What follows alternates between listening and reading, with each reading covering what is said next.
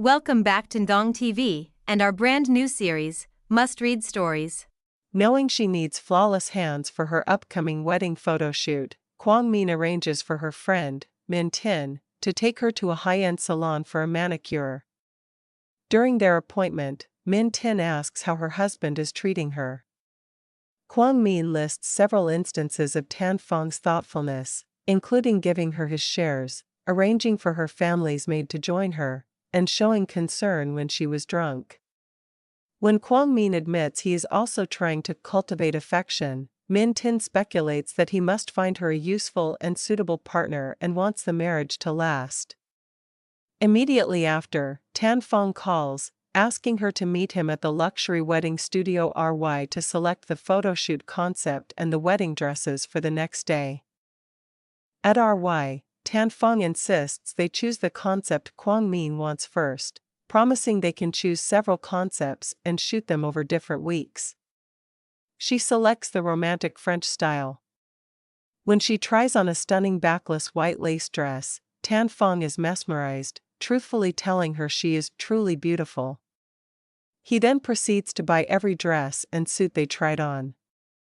Later that night, Kwang Min goes to bed, hugging her stuffed rabbit, which Tan Fong silently replaces with himself, dropping the toy to the floor. In the middle of the night, Kwang Min wakes up with intense abdominal pain, realizing her period has arrived unexpectedly. She notices blood on the sheets and struggles to change the bedding. Tan Fong wakes up, sees the blood, and rushes downstairs. When he returns, he finds Kwang Min, pale and sweating, trying to remove the soiled sheets. He is visibly upset, but instead of showing tenderness, he snaps at her, "What are you doing in the middle of the night?"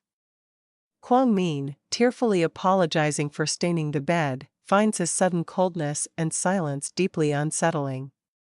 Tan Fong carries her to a separate guest room, puts her on the bed, and leaves without saying another word. Kwang Min feels a sudden sense of loss, wondering if he is planning to separate their sleeping arrangements because of the accident. As Kwang Min is feeling awkward and ashamed, Tan Fong returns with a handful of items. Before coming upstairs, he had rushed out to buy brown sugar water, a heating pad, and pain medication from a 24-hour pharmacy. He gives her the medication and the warm sugar water, then places the heating pad on her abdomen. Seeing her distress, he softly asks, "Why do you keep apologizing to me?" He explains that the house belongs to both of them, and as her husband, he is the one person she never needs to apologize to.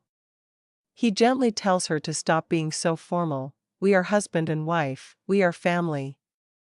Kwang Min is so deeply moved by his unexpected kindness that she tears up.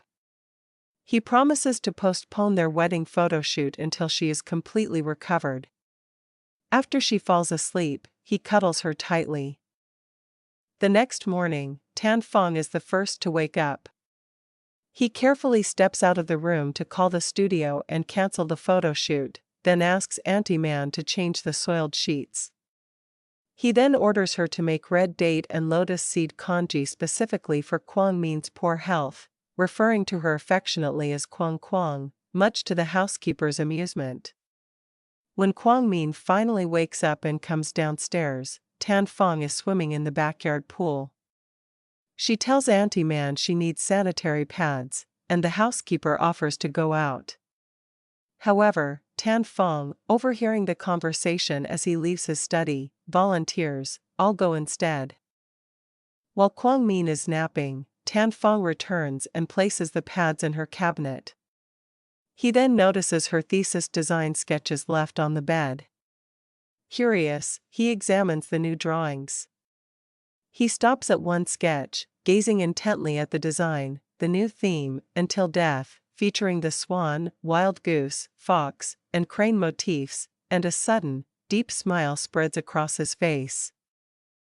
Tan Fong finds a sketch of himself swimming in the pool hidden within Kwang Min's thesis drafts. Delighted, he keeps the drawing as a treasure before she wakes up. Later, Kwang Min goes downstairs to ask Auntie Man for sanitary pads, only to learn that Tan Fong bought them himself. She goes upstairs to find him, overhearing him on the phone with a friend, presumably Sui Yutan.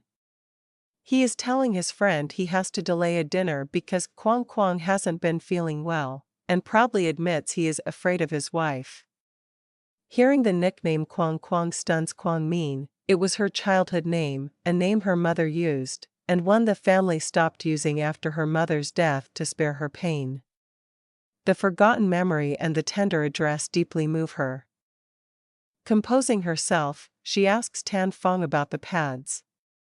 Before returning to work, she spontaneously turns back and invites him to have friends over tomorrow night, insisting she doesn't mind.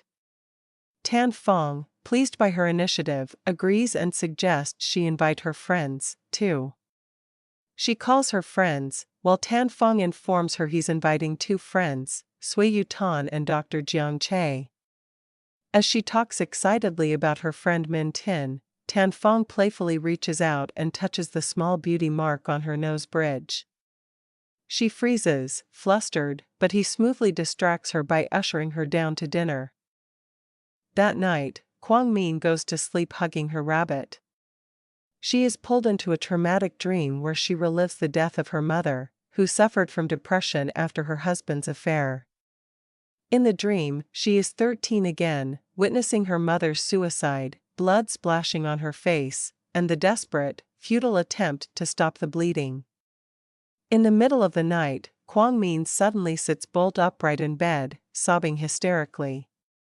Tan Fong wakes immediately and, finding her unresponsive and soaked with tears, quietly holds and comforts her until she calms down. In the morning, Tan Fong is still awake. He gently asks what she dreamt about, but Kwang Min has no memory of the nightmare. Taking advantage of her confusion, Tan Fong smiles suggestively and teases, "Yes, you were talking in your sleep. You called me husband, and you told me you liked me." Kwang Min stares at him in stunned disbelief. Kwang Min is still trying to recall her dream, confused about how she supposedly called Tan Fong husband and confessed to liking him. While getting ready, she catches a glimpse of his muscular, bare torso in the mirror as he changes, causing her to panic and turn away, while he smiles knowingly. After breakfast, she resumes her thesis work.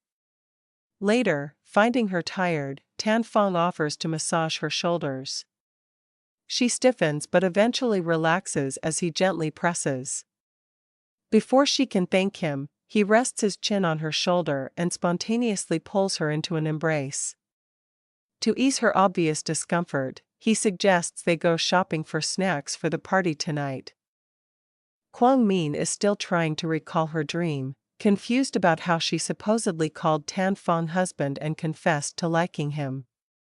While getting ready, she catches a glimpse of his muscular, bare torso in the mirror as he changes, causing her to panic and turn away, while he smiles knowingly. After breakfast, she resumes her thesis work. Later, finding her tired, Tan Fong offers to massage her shoulders. She stiffens but eventually relaxes as he gently presses.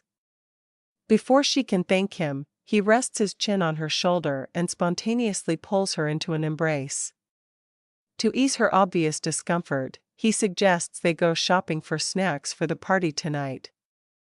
At the supermarket, Tan Fong buys all the snacks she points out, including her favorite ice cream to eat once her period is over. He then casually slips his arm around her shoulders in the crowded mall after protecting her from being bumped. Next, they visit a florist, where Kwang Min selects her favorite coral sunset peonies. That evening, their friends arrive. Tan Fong introduces his childhood friends, Sui Yutan and Dr. Jiang Che. Sui Yutan boldly addresses Kwang Min as little sister-in-law, making her blush. Her friends, Min Tin and Chang Shi, arrive shortly after. Chang Shi, who arrived via subway, is dramatically complaining about her exhausting journey and high heels, which catches Jiang Che's attention. The girls explore the house and discover a dedicated design studio, complete with a work table, tools, and easel, hidden within Tan Fong's study, which he had prepared long ago without her knowledge. Kwang Min is shocked he was so thoughtful. Later, while they are all having dinner, Kwang Min casually asks Tan Fong if he saw a sketch she made of him swimming. He feigns ignorance, claiming he only saw her design drafts. For the next 5 days, Kwang Min wakes up every morning in Tan Fong's arms, with her stuffed rabbit inexplicably on the floor. On Saturday, they head to the photography studio for their wedding shoot. As Kwang Min emerges in her elaborate wedding dress and joins Tan Fong, the photographer shows her the sample photos for the day's concept. Kwang Min's eyes widen in alarm. The samples feature the couple engaged in deep, intimate kisses, implying she and Tan Fong will have to kiss for the photos. The entire wedding photo shoot is shot outdoors, with Tan Fong's Rolls-Royce Ghost serving as a prop for the first set. Despite her high standards, Kwang Min is immediately impressed by the initial raw photos, which capture Tan Fong looking strong and protective, yet gazing at her with intense tenderness as he helps her out of the car.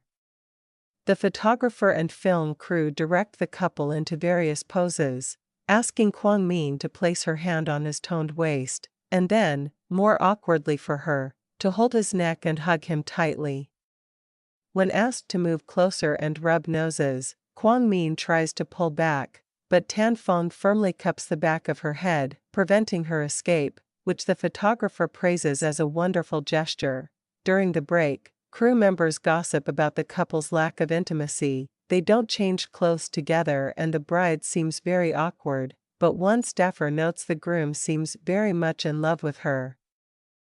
The entire wedding photo shoot is shot outdoors, with Tan Fong's Rolls-Royce Ghost serving as a prop for the first set. Despite her high standards, Kwang Min is immediately impressed by the initial raw photos, which capture Tan Fong looking strong and protective, yet gazing at her with intense tenderness as he helps her out of the car. The photographer and film crew direct the couple into various poses, asking Kwang Min to place her hand on his toned waist, and then, more awkwardly for her, to hold his neck and hug him tightly. When asked to move closer and rub noses, Kwang Min tries to pull back, but Tan Fong firmly cups the back of her head, preventing her escape, which the photographer praises as a wonderful gesture. During the break, crew members gossip about the couple's lack of intimacy. They don't change clothes together and the bride seems very awkward, but one staffer notes the groom seems very much in love with her. Before the second attempt, Tan Fong quietly suggests she close her eyes and think of something happy. Kwang Min recalls playing in the rain with her mother and smiles naturally. Tan Fong then carefully presses his lips against hers through the sheer veil. The kiss, though separated by fabric, leaves Kwang Min breathless and momentarily confused, blurring the lines between the man who saved her life 8 years ago and her new husband. Later, while posing on horseback, the photographer asks Tan Fong to hug her from behind and for the two to turn and look at each other as if they are about to kiss. Tan Fong uses the moment to whisper, "Wife, look at me," causing them both to genuinely smile for the camera. The final set is shot on a terrace against a breathtaking sunset, requiring a full, unadulterated kiss. Kwang Min hesitates, asking if a kiss on the cheek is acceptable. Tan Fong reassures her, "Just kiss my cheek, and leave the rest to me." As Kwang Min shyly rises onto her toes and closes her eyes to kiss his cheek, Tan Fong swiftly turns his head, catching her lips with his own. The kiss is soft, warm, and chaste, yet it makes his heart pound. He closes his eyes and pulls her close, wishing that time could stop forever in that moment.